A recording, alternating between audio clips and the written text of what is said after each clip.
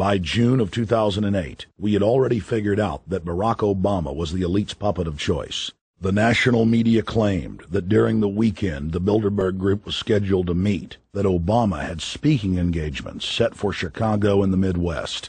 We knew better. In a classic bait-and-switch, the Obama campaign told the press corps to get on Obama's campaign plane, and that Obama would join them on the flight to Chicago. Campaign staff then slammed the door shut. The fawning press had been shanghaied as Obama's campaign aircraft lifted off without Obama. Robert, why were we not told about this meeting and that the senator wouldn't be on our flight until the doors were shut and we were about to taxi to take off? Again, we had a desire. Senator Obama had a desire to do some meetings. Others had a desire to meet with him tonight in a private way, and that's what we're doing. We set up these meetings. They're being done tonight. Again, Is there more than one meeting? Is there more than one person with whom you... I'm not going to get into all the details of the meetings. I don't know that I've got a ton more different answers for all of your questions. Obama wasn't going to Chicago. He had a meeting to attend, a secret meeting. Initially, it was believed that the secret meeting took place at Clinton's Washington, D.C. home. Obama's spokesman denied that, but won't confirm where the former rivals met. He also declined to comment on their topics of discussion. For a day and a half, the mainstream media engaged in a wild goose chase, trying to find out where Hillary and Obama had gone. 3 cover stories later, the corporate press had to admit they had no idea where the 2 candidates had gone. And to this day, Clinton and Obama aren't talking. Plenty of sources knew about this meeting, told us and others that it was at Hillary Clinton's house, but clearly it wasn't. In 2008, the trail led us to the Westfields Marriott Hotel, right outside Washington, D.C. We just flew into Washington, D.C. We're driving to the Westfields Marriott. Tomorrow, the hotel's closed throughout the week, into the weekend for the Bilderberg Group meeting. But we're going to check in the night before. They're going to kick us out tomorrow. So we're going directly into the belly of the beast. The hotel will be filled with at least 5 spy agencies: CIA, Defense Intelligence, Mossad, European Union security. We checked into the Westfields Marriott 48 hours before hotel guests were scheduled to be thrown out ahead of the annual meeting. The building was nestled in the heart of the military-industrial complex, with the National Reconnaissance Office and Raytheon just a stone's throw away.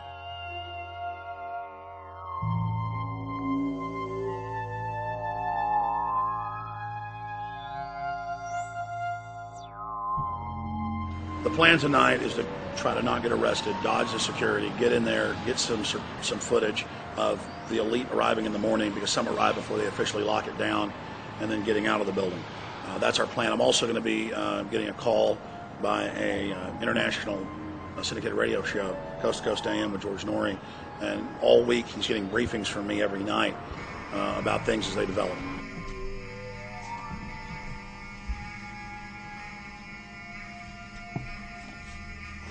George, we're sitting here in the room. As the phone rings with your producer, Tom Danheiser, to put me on, the fire alarm goes off.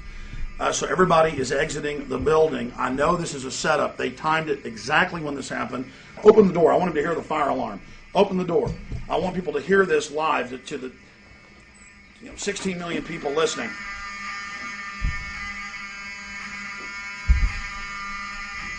George, do you hear that?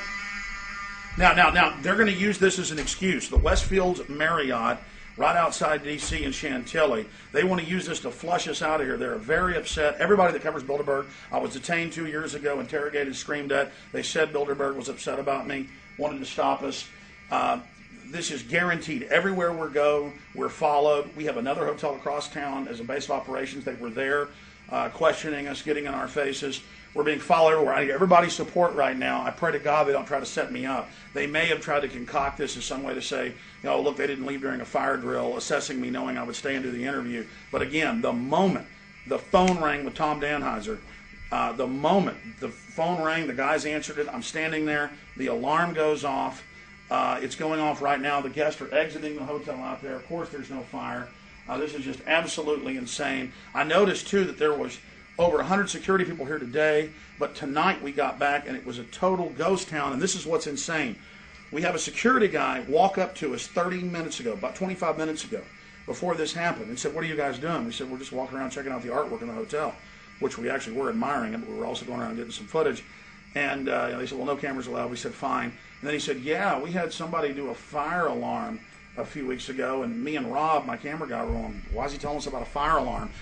I forgot that part, George. These bastards have done this. I don't know how. They're planning to try to set us up or something, but this is incredible. We are here in the middle of this right now, George.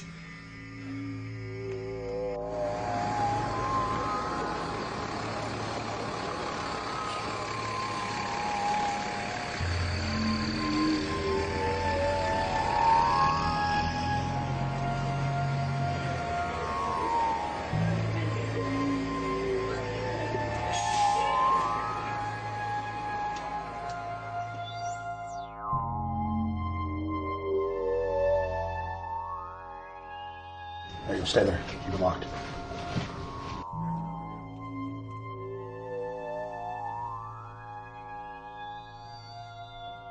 Let's go. Let's get out of here now, Richard. Don't screw around anymore. We got out of here on exactly the right time. Is this the way out? Yeah.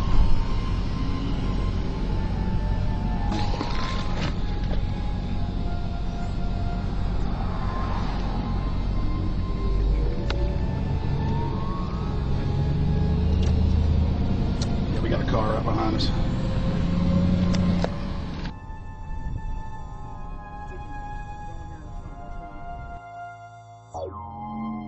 We made about, what, 5 turns and 6 turns, the same car's following us. Now looks like he's following us into a... He came out of Bilderberg, he came out of the Westfield. He's being a little bit subtle, but... Not too. There he is.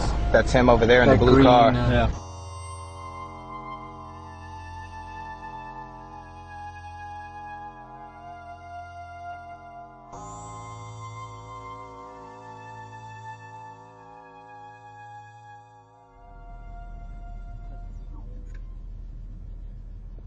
We're headed back to the Marriott here in Chantilly, Virginia, the scene of Bilderberg 2008.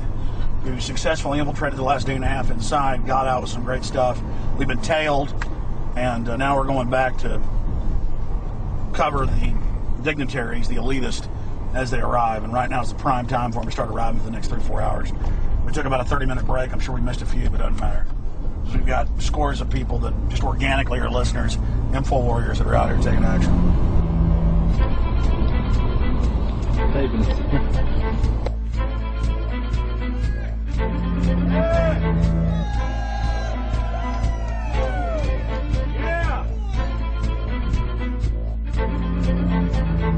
And we're going to be out here for the next 3 days while you try to chart the future of our destiny. We're taking our destiny back. You're not our gods or our masters. We witnessed at least 7 convoys of armed Secret Service entering the Westfield's Marriott, and internal sources confirmed that both candidates did attend at least one meeting inside the conference. While the Bilderberg Group was 100% successful in 2008 at keeping their name out of the mainstream media, they did not fare as well when it came to the exploding independent press. During the entire 2-day event, anti-New World Order protesters and alternative media encircled the hotel. You are being exposed everywhere! From David Rockefeller, from John Edwards, from Bill Clinton! Your game of secrecy is over! You're gonna pay! Get him! It's up close! You piece of trash! This is Bernanke, man! Bernanke, you're going down!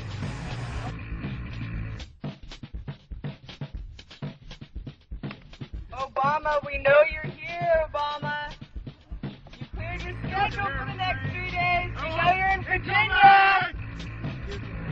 Arch criminals! New World Order scum! We are not your slave scum! Brave Americans came from all over the United States and bullhorned the main conference hall at close range as the global power brokers schemed inside.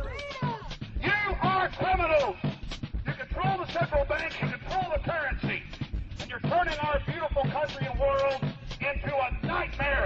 The global elite are desperate to keep their organizational meetings a secret. They are keenly aware that if the population discovers that policy is being developed covertly by powerful special interest, the people will revolt. It is our duty to expose these criminals. It's a criminal act under federal law for federal officials to have private meetings to discuss world policy with non-federal workers. So everybody from the State Department, Treasury Department, White House, Defense Department, and others who show up, as they always do, they're committing a criminal act simply by being here to attend a secret meeting with officials from other countries to discuss U.S. policy in the world. So